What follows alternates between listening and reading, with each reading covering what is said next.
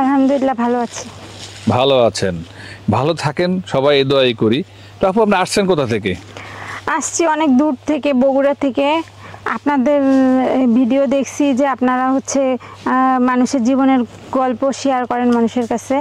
তো হচ্ছে আমার মানে এমন একটা অবস্থা যে বর্তমানে একটা মোবাইল পর্যন্ত নাই, মোবাইলটা নষ্ট হয়ে গেছে। এই জন্য আপনাদের কাছে আসছি যে ভিডিওতে আপনারা আমার কথাগুলো অন্তত যদি শেয়ার করে দেন, মানুষ দেখবে।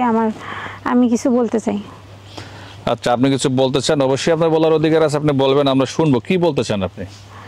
আসলে প্রত্যেকটা মানুষের তো জীবনে কিছু না কিছু সুখ দুঃখের কথা থাকে, যেগুলো শেয়ার করলে বা যেগুলো কারোর মাধ্যম দিয়ে মানুষ পৌঁছায়।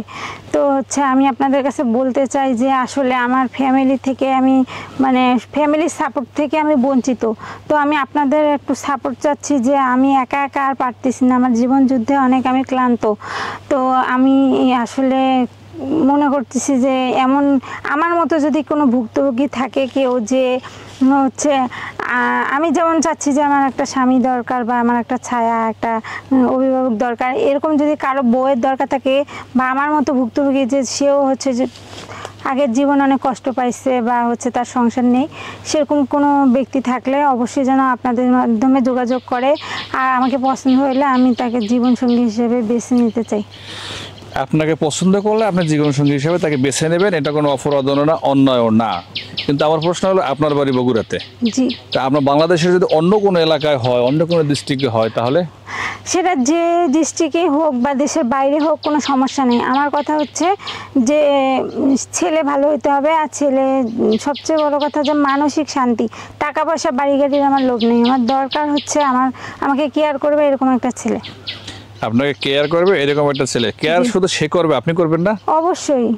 বিয়ের পরে স্বামীকে কিভাবে আদর যত্ন করবেন বা ভালোবাসা আমার করবেন? তো আর টাকা পয়সা নাই, বাড়ি গাড়ি নাই, ছিল ভবিষ্যতে হবে না কিছু বলতে পারি না। কিন্তু আমি যদি সে হচ্ছে আমাকে বিয়ে করে, আমি অন্তত তাকে স্ত্রী হিসেবে যতটুকু তার সুখ শান্তি, সাপোর্ট, তার সেবা যত্ন, তার কথা মতো চলার চেষ্টা করবেন। কিন্তু আপনার এই বিয়ে শাদীর ব্যাপারে আপনার সাথে যোগাযোগ মানুষ কিভাবে করবে?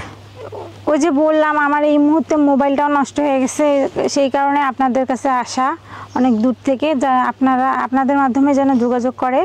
আর হচ্ছে পরবর্তীতে যদি আল্লাহ তৌফিক দিয়ে একটা মোবাইল কিনবো। এখন আপাতত আপনারাই আমার এই কথাগুলো প্রচার করবেন। দর্শক, যে নাম্বারটি আপনার চোখের সামনে দেখা যাচ্ছে, এই নাম্বারটিতে ইমো এবং হোয়াটসঅ্যাপ আছে। এই নাম্বারে আপনারা আমাদের সাথে যোগাযোগ করে বিস্তারিত তথ্য জেনে নিতে পারেন। সবার জন্য দোয়া এবং ভালোবাসা, সবাই সুস্থ থাকবেন। আজকের মধ্যে ভিডিও শেষ করছি। আল্লাহ হাফেজ।